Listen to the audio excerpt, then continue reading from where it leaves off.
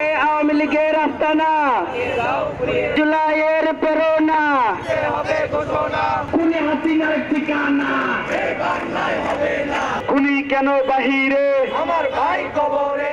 জুলাই গণঅভ্যুত্থানে আন্দোলনের শুরুতে চট্টগ্রাম বিশ্ববিদ্যালয়ের রাজপথে যখন পাশে কেউ ছিল না, তখন বুদ্ধিজীবী চত্বরে বিবাহিত কোটা চাই প্রতীকী দাবিতে পোস্টার নিয়ে একা ছিল রাসেল আহমেদ, যে ছবিটি তখন আলোড়ন সৃষ্টি করেছিল সারা দেশে।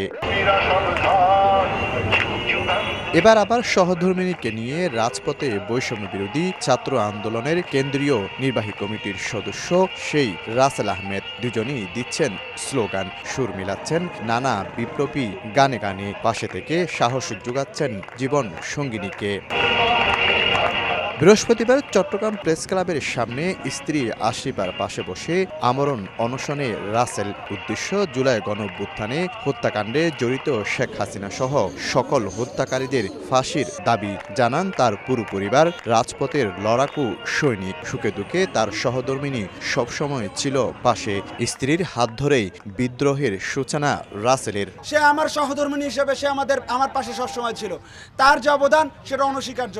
আমরা ততদিন পর্যন্ত আমাদের সংগ্রাম চালিয়ে যাব, আমরা ততদিন পর্যন্ত মেহনতি মানুষের জন্য রাস্তায় থাকব, যতদিন পর্যন্ত এই রাষ্ট্র একটা গণতান্ত্রিক রাষ্ট্র হবে না, এই রাষ্ট্রে যতদিন পর্যন্ত সকলের মানবিক মর্যাদা নিশ্চিত করা হবে না।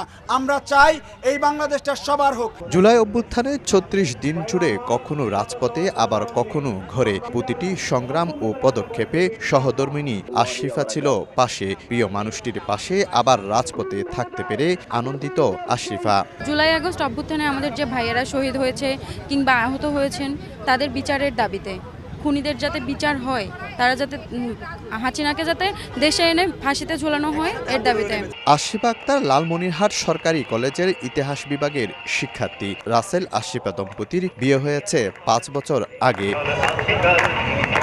বিশ্বে যা কিছু মহান সৃষ্টির চিরকল্যাণকর, অর্ধেক তার করিয়াছে নারী, অর্ধেক তার নর।